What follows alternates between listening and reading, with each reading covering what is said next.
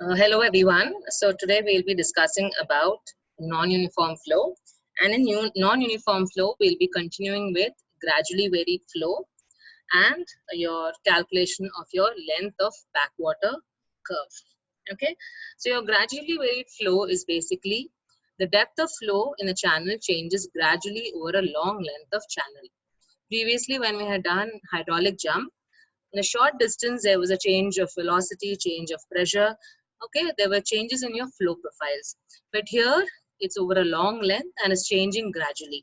Okay, it can be together or it can be separately too. If either of the two is happening, it is called as a gradually varied flow. Now in gradually varied flow, for solving the equation for gradually varied flow, there are certain assumptions are made. Now, assumptions are important to understand because we are assuming an ideal condition in which we are trying to solve the equation. So I'll just go through the assumptions first. The bed slope of the channel is small. Okay, that is very clear. The flow is steady and the discharge is constant. Okay, the flow is steady is with respect to time, it is not changing. Morning, afternoon, evening, the flow at that section remains the same. Discharge is constant. So your Q is constant, your depth and your velocity are changing, but the discharge is constant. Hydrostatic pressure distribution prevails over the channel cross section. We are not dealing with hydrodynamic, forces. It's only hydrostatic. So when I say hydrostatic pressure in an open channel, the depth of the water itself is a pressure head. So only that pressure exists. Energy correction factor is unity. See, whenever we have your, now I take my kinetic head is V square by 2G. So that is a theoretical value. To make it convert to actual value, you multiply with factors and the energy correction factor is applied here. So that we are assuming it to be unity. The roughness coefficient is constant for the length and does not change on the depth of flow. So the roughness coefficient is basically your friction. It is constant for the length. I'm assuming it to be constant and it does not change. Okay. So why it is saying along the depth, remember that your friction is calculated based on the friction between the, the sides and the bed of the channel and your medium, that is the water. The friction between the water and the channel surface is causes friction. So as the level of water increases, the friction also is increases, but we are assuming it is not so. It is constant. Chassis and Manning equation is applicable. So this we had used in your non-uniform flow also. The same equations are applicable here. Sorry, in your uniform flow also you had used this equation. So the same equations are valid here. And the channel is prismatic. When I say the channel is prismatic, the shape, the size of the channel is not changing. The dimensions remain the same. Okay. So remember, in a man-made channel, also we are saying there is no shape there is no change in shape as I move along the direction of flow. In your natural case, obviously there are a lot of changes, but I'm assuming it to be prismatic. That is, there is no change in the shape and size. Now, for non-uniform flow in your syllabus, all your channel sections by default are rectangular. Okay, so we are taking a rectangular channel. The depth of flow is gradually decreasing in the direction of flow. So that is another assumption before we are making. And the depth of flow is decreasing. So I'll just name what and all the parameters we are looking into to solve my equation. So let H be the depth of water, V be the mean velocity of flow, Z be the height of channel bed above datum. Your H is your pressure head. Your Z is your datum head. IB is the slope of the channel bed. IE, slope of the energy line. B is the width of the channel. And Q is the discharge to the channel. I think the figure, I'll explain these terms well. So I've taken a datum here. My IE is the slope of your energy line. Remember, your energy line is a line drawn to understand, it's a line drawn which is the sum of your pressure head, velocity head, and datum head.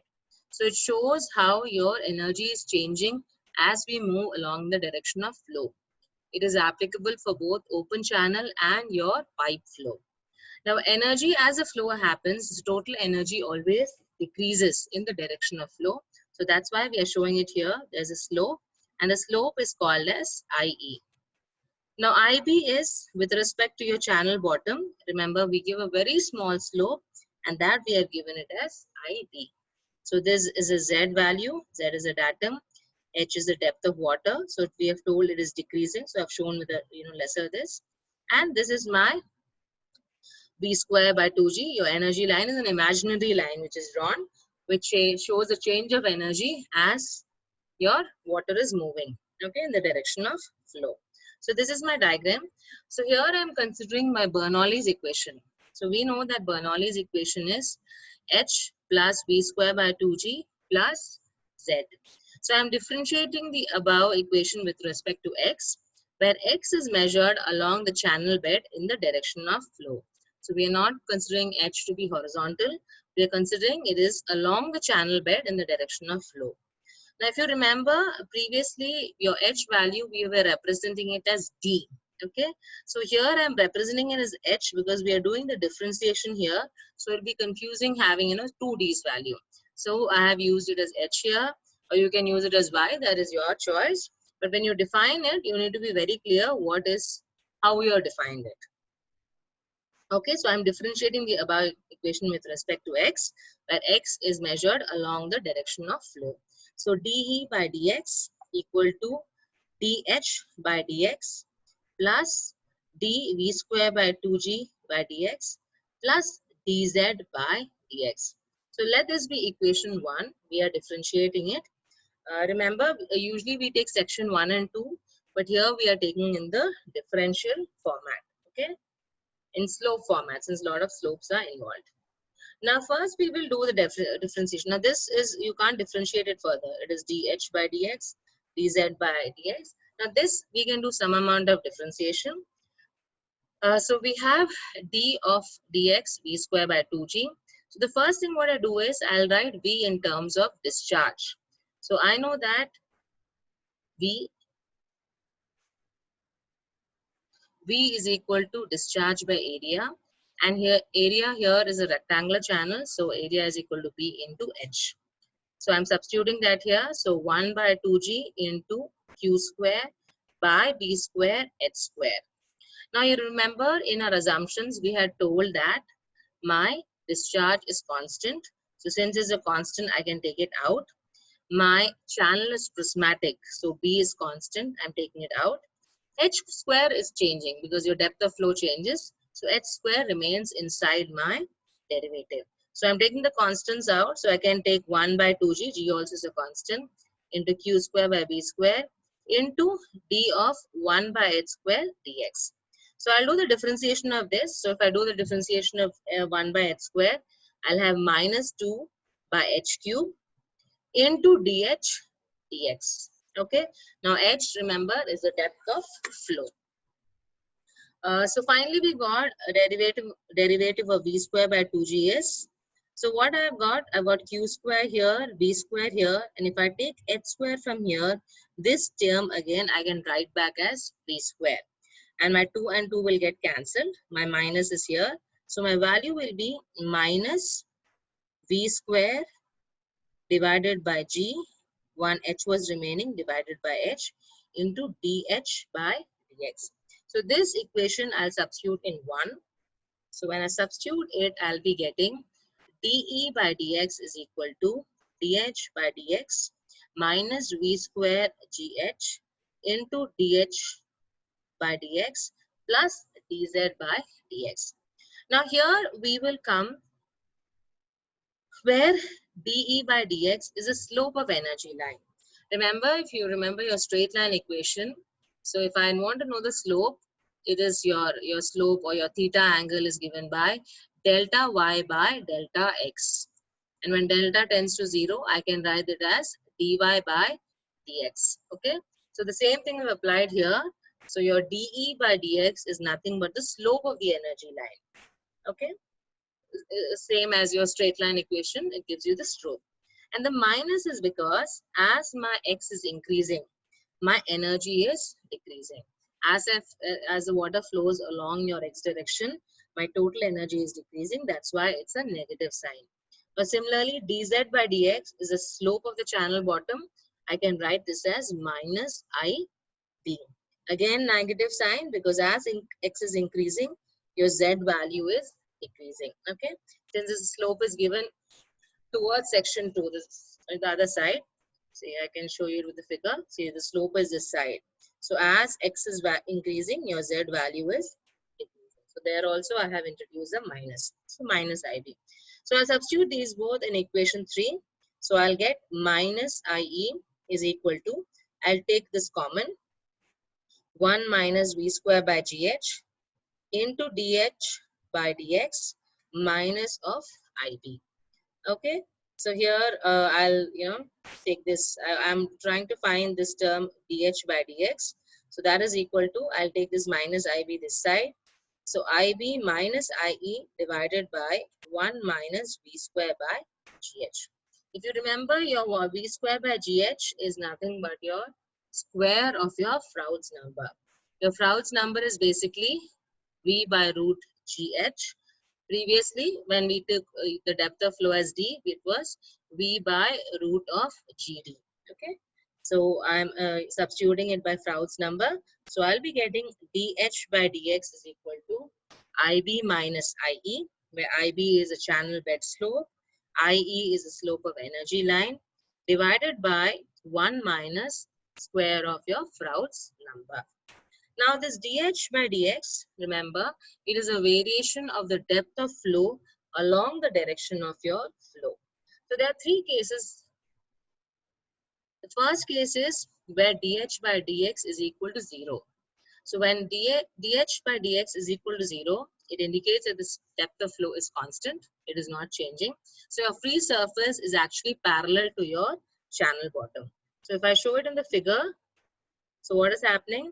Your dH by dx is 0. So your h value is retained.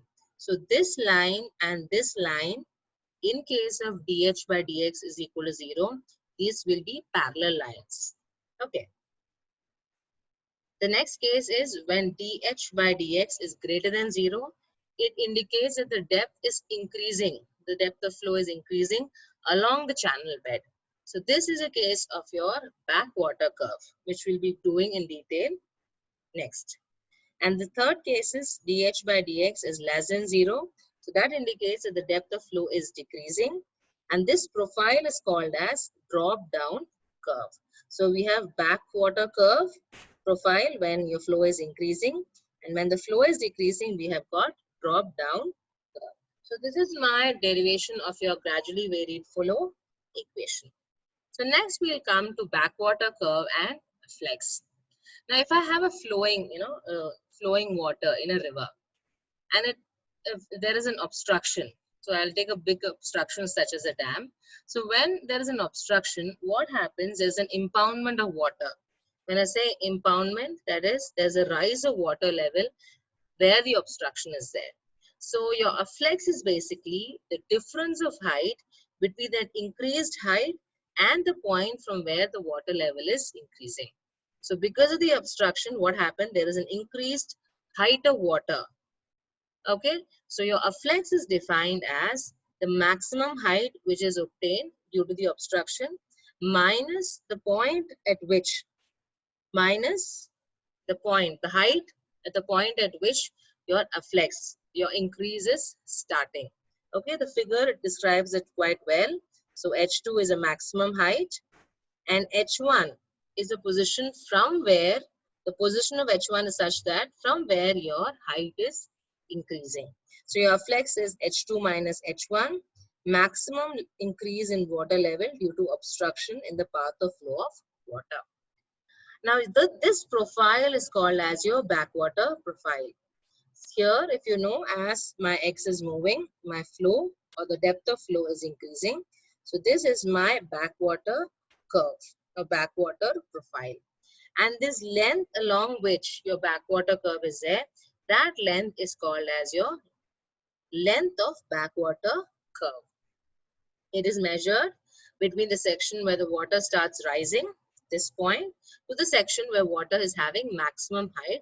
It is known as your length of your backwater curve. So we will be doing the derivation of your length of your backwater curve. Okay. So length of backwater curve, again, I'm considering the flow of water through a channel in which the depth of water is rising as shown in figure. So I've taken two sections, 1 and 2. I've taken the distance between 1 and 2 as L. L is the length of the backwater curve. So I'm saying at this point, your height is rising, and this is a maximum height it is obtained, that is H2. Okay, so here the diagram is very clearly shown that H1 is here, H2 is more than your H1. So we are showing increasing depth of water. Now, since your depth is increasing, your V2 will be less. So your V2 square by 2G is lesser than your V1 square by 2G. Remember, the discharge is constant. So there is a relationship between your H and your V. And again, energy line, the angle made by the energy line is given as IE, slope of the energy line. And this is my HL value. Okay, so the difference of energy is nothing but your energy loss. It is represented as HL. And here again, IB is a slope of your channel bed. Okay, this is shown with respect to your datum line. And this slope corresponds to your Z1. Now, if you remember your trigonometry, in trigonometry, when theta is very, very small, we can assume theta is equal to sine theta is equal to tan theta, or the reverse. Sine theta is equal to tan theta is equal to theta. So we'll be making use of that. Since the angle IE and IB are very small, we'll assume sine theta, sine is not coming, tan theta is equal to theta, and we'll try to solve it. Okay. So now here, let the distance between section 1 and 2 be the length of the backwater curve. So I've defined the terms now, H1 and H2, depth of flow at section 1 and 2. V1, V2 is the velocity of flow. Z1, Z2 is a datum head. IB is a slope of channel bed. IE, slope of energy line. L is the length of backwater curve. And HL is a loss of energy. Remember here again, your friction is one of the major losses. Your friction of water between, the friction between water and the place where it is touching the sides of the channel and the bottom of the channel or the channel surface. But we are taking in a general term, there is a loss of energy as HD. Now here again, you are applying your Bernoulli's equation of section 1 and 2. I have represented the figure again here since we will be taking some data from the figure. So H1 plus V1 square by 2G plus Z1 is equal to H2 plus V2 square by 2G plus Z2 plus HL. HL is your loss of head from section 1 to 2. Remember, always in the direction of flow, there will be a loss of energy. Okay. Now here H1 is basically your pressure head. Your pressure head in an open channel is nothing but your depth of flow. So let the datum line or reference line pass through section 2-2. So it passes through section 2-2, your Z2 becomes 0. Now from figure, I had told you your theta is very small. I can assume tan theta is equal to theta. So tan theta is given by, when I say tan theta, tan IB is given by opposite by adjacent. So tan IB is Z1 divided by L. Okay. So your Z1 is basically L into tan IB. So for very small angles, I can take tan IB is equal to IB. So I'll be getting Z1 is equal to IB into L. Similarly for HL, tan IE is equal to HL by L. So HL is equal to tan IE into L. For small angles, your tan IE is equal to IE. So I'm writing HL is equal to IE into L. Now I'll substitute this in my equation 1. So substituting it, I'll be getting H1 plus V1 square by 2G plus IB into L is equal to H2 plus V2 square by 2G plus 0 plus IE into L. So I'm taking this IE and IB common. So I'm taking both on the left hand side and I'm taking the energies together. This is H2 plus V2 square by 2G minus of H1 plus V1 square by 2G. If you remember, this is nothing but your specific energy. Okay. Specific energy is the sum of your pressure head and your velocity head. So I can substitute this by E1 minus E2. I'm taking L common. So I'll have IB minus IE. So L I'll be getting as the difference of energy between section 1 and 2 divided by IB is a slope of channel bed and IE is the slope of the total energy line. So this is how we'll be calculating my length of the backwater curve. Okay, so thank you.